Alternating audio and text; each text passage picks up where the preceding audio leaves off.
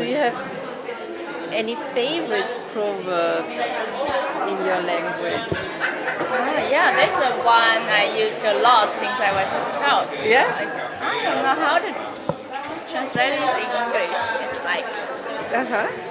I don't know how to, but I can say the meaning of the Yeah. proverb. It's like, if you say, is it to navigate? You navigate a ship, and you don't have to be afraid, like it's you're going in the wrong direction, or you didn't have it like go straight ahead. Because the river will always bring you to the right direction in the end. So you don't have to feel afraid. You just follow by your step and follow yourself, follow your heart. Then everything will be alright in the end. And did you hear this when you were a child, or your parents saying? Yeah, it's like I think I probably knew it from the television program. I don't know. Yeah.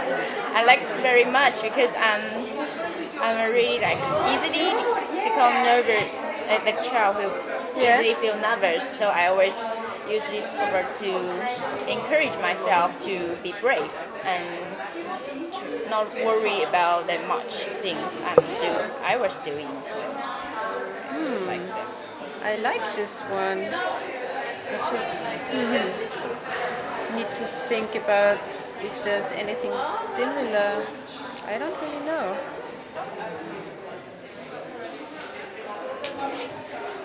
And was there any saying that really annoyed you when you were young? So for me it was, there's a saying in German, it's Morgenstund hat Gold im Mund. So Morgenstund means the early morning or the early morning hours. Yes. Gold is the same. Und im Mund is your mouth. So the early hour has gold in the mouth. And in the beginning, when it was first recorded, it has bread in the mouth, and then it has work in the mouth. And my mother used to say it because I was a very lazy child. I loved to sleep long, and I found it so annoying to hear this. I thought, I don't need this saying. And the younger generation then changed it to has gold in the mouth, but gold in your mouth is unhealthy, so gold im Mund ist ungesund. So, does it mean like for the younger generation, they think you have to say? Yeah, and I think it was after the war for the people. It was important to focus on work and be diligent, work hard so that you achieve something. But younger people then, it's not necessary for us any longer. So sometimes I think proverbs change over the time. I think so. Do you have anything similar? Let me think about it. We have one like really like change obviously. We have one say talk about like men out. It's like men work outdoors and women work indoors. It's definitely changed. It's no longer exist in our society. Yeah, it's interesting that proverbs also show some values in society, right? Yes. And did you play around with this proverb when you were a child, or when you were? No, when I was a child, I have been already like educated. Like it's an open society. Like women don't really have to work indoors. Like you can do whatever you want. So since I was a child, it's more like a joke to me. Like people talk about this proverb.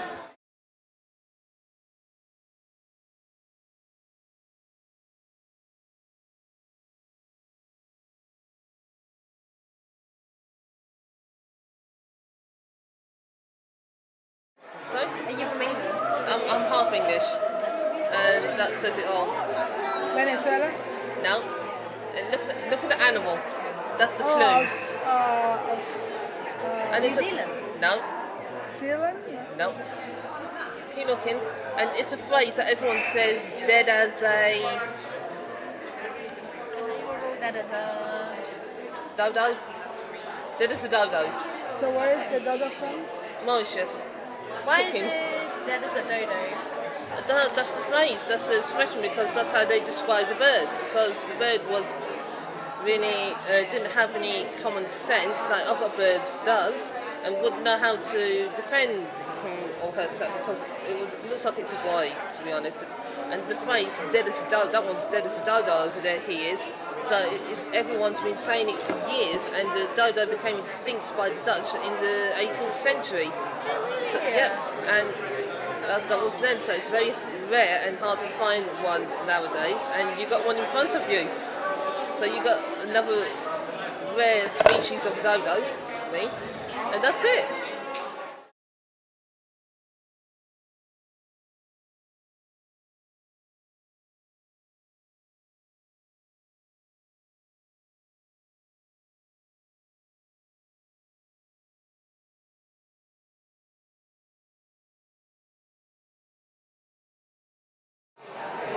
Can you think of any other expression like this? You know, the Chester cat? Oh, Cheshire green cat, Cheshire. What is it? Cheshire. Yeah, Cheshire, as in the cheese. It's the name of a cheese as well. Yeah, Cheshire cheese. And the cat from Alice in Wonderland. The pink and white cat on the mushrooms, smoking and getting high. Yeah, Alice in Wonderland is the most fantasy film if you want. Trust Disney to do that one. So he's smoking the magic mushrooms and he's just smiling, grinning, disappearing, and all you see is the smile just mounting in the distance like you do now, just disappearing, and all you see is the smile. Like, he's really on the trees again, that one. I remember one like about silence. It says enclosed, something like enclosed mouse, no flies go in. Yeah, I heard something like that the other day. Oh, that's good. En boca cerrada no entran moscas. In a closed mouth, there is no flies that can go in. That's good. Yeah, so yeah, keep your mouth closed so the flies don't go in. Yeah, I heard something like that, just the day before last. Yeah, I heard that. Are there lots of flies? No, that's impossible. Yeah. That's See, that's why that's really interesting because you know, flies aren't the problem in Germany, so there's nothing. It's impossible if you sleep with your mouth open. You can't help, because when you sleep. However, I know I'll do but kung fu with the bed. it means that shut up, like don't say your secret. The other thing we say is it's just another line in the tiger. Another line in the tiger. You know the tigers, they have different lines in their coat. Ah, okay. We say it's another line in the tiger, meaning it doesn't mean anything, it's not relevant. Oh, I like that one. yeah, sounds nice. I never knew that. Where does that come from? I don't know. Popular Are there tigers culture. in Dublin? Huh? No, there are no tigers. We don't have tigers. No. This is a say called Yom Asal Yom Basal. We live in this life, so we have to expect that one day is going to be a very good day and one day will be not a good day. And then asal in Arabic means honey, which is sweet, and basal means onion, which is when you cut them makes you cry, but it's you don't have to take it seriously. Yom asal, yom basal. One day is honey and one day is onion. It's like yom helu, yom mur. Helu means sweet, mur means bitter. So this is life and we have to accept it the way it is. And then we have to always accept that after a bad day you will have a good day.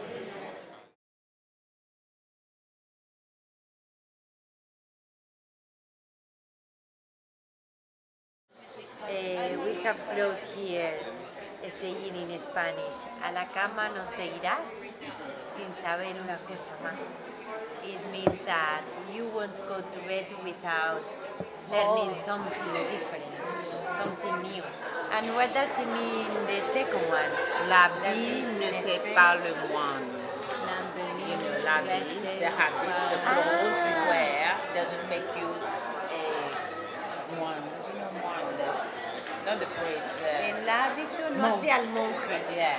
El hábito no hace al monje. Ah, sí, sí.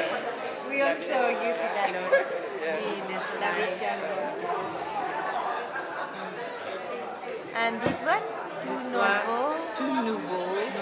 It's a longer one, but people say tout nouveau, tout beau. It's a bit sarcastic. It's like saying everything that's new is beautiful. Okay. You know, as if the old one are no good now. Everything new is better. Yeah.